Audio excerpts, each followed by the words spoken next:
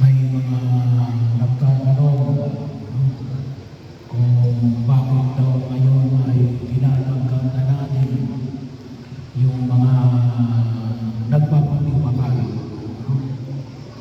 Kasi hindi naman lingid sa inyong kaalaman na maaaring ilan sa inyo ay inabutan pa na kung saan ay hindi natin tinatanggap yung mga nagpapakamatay sa simbahan. Well, ay ito po ay gawa na higit na pagkaunawa na nawa ay maging bahagi ng ating pagkilos. Kasi noong unang panahon ay kaya hindi natin tinatanggap ay sapagkat pagkilala mo kapag ikaw ay nagpapakamatay ay ayaw mo na sa Diyos. Ikaw ay hindi na nagtitiwala sa kapangyarihan ng Diyos. Para sabi nga natin ay wala na yung pag-asa. Kasi mayroon ng tatlong mahalagang bertud sa ating pananampalataya. Ano ang sabi? Pananampalataya, pag-ibig, at pag-asa. Dapat lang hindi nawawala sa mananampalataya ng Kristiyanong Katoliko yung tatlong ito. Pag-ibig, pananampalataya, at pag-asa. Bahagi yun ng pagkilala, sabi nga natin, hindi naman nagbago yung kaisipan ng simbahan. Higit na naunawaan ng simbahan na iba ay humahantong sa ganitong klase ng kalatayuan. Kawali mo na malawak na pagtingin ng siyensya na hindi naman lahat ngayon na nagpapakamatay ay gawa ng hindi na nagtitiwala sa Diyos. Maaaring gawa ng kahinaan ng kakayanan ng tao na makaya ang mga hamon na kanyang hinaharap sa daigdig na ito. Baka may tinatawag tayong kakulangan ng tao na maaaring kapag mayroon ka nito ay hindi mo kakayanin ang mga bagay na hinaharap. So binibigay ng Diyos yung room na yun, yung lugar na yun. Kasi daw ang makita natin, lalo na ngayong panahon na ito, na ipinagdiriwang natin yung jubileo, yung jubileo ng pag-asa na makita po natin. Pero hindi na ulugan, baka isipin ng iba,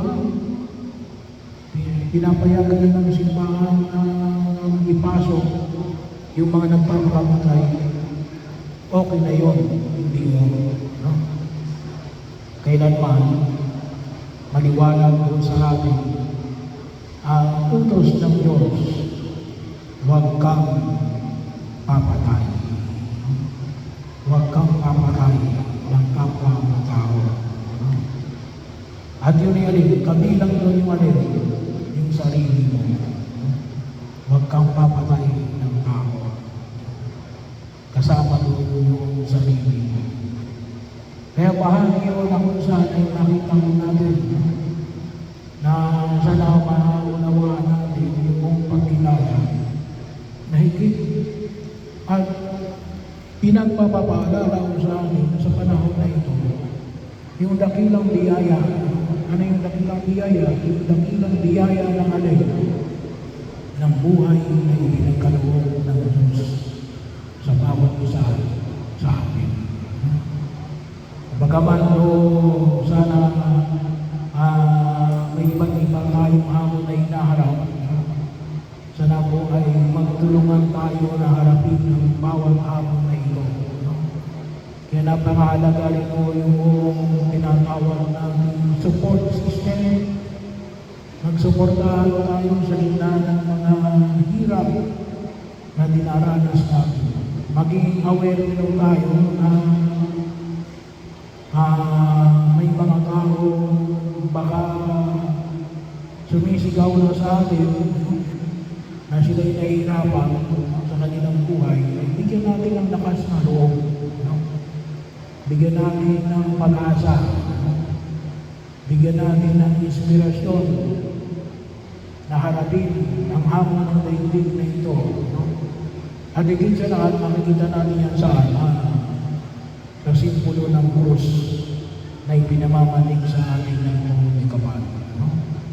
Sana makita ko natin kasi yung pananampalataya natin, may isang pananampalataya na nagnanais na tumulong sa atin. Hindi lamang kasama natin sa Jesus sa panahon ng kaligayahan. No?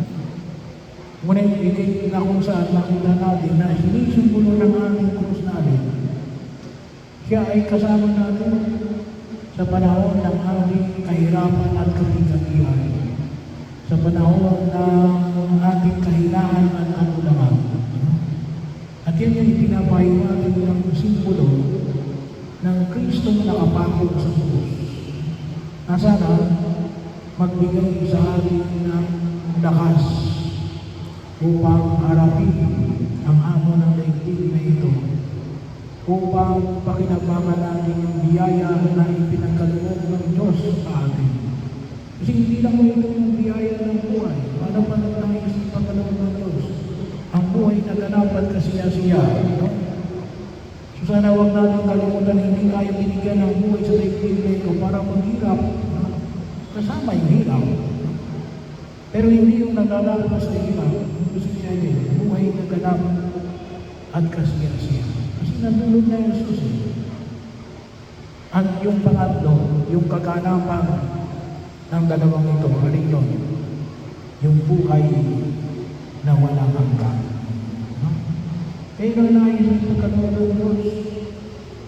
At yung buhay na walang hanggan, huwag natin kalimutan, ay hindi nagsisimula sa ating kamatayan. Yung buhay na walang hanggan ay alin nagsisimula mula nung tayo binigyan. Kaya nawa, pagkinabangan natin yung biyaya ng ating binyan, napakahalaga ho na makita natin, lalo-lalo na sa pamamagitan ng pagtanggap natin ng mga sakramento. Sakramento ng binyan, sakramento ng kumpil, ng banal na komunyon, magsimba tayo pag-araw ng mundo, sakramento ng kumpisal, sakramento ng kasal, para doon sa mga nagsasama bilang mag-asawa, yung sakramento ng pagkapain ng langit sa mga may sakit. So, bahagi yun, na huwag natin kalimutan, nais na Diyos natin. Samahan tayo sa mundong ito para higit natin na kinabangan ng alin yung buhay na walang hanggan. Ito yung dinudulog natin ngayon para sa ating kapatid na hinihatin natin sa kanyang hantungan na tayo ay nagtitiwala na alin na sa gitna ng kanyang kahinaan ay kaawaan siya ng buong may kapal. Pero bahagi o na makita natin alin na sana makita natin yung kahalagahan na sa pagkakataon na ito, natulungan tayo ng Diyos na higit na makita ang kahalagahan ng buhay kaysa sa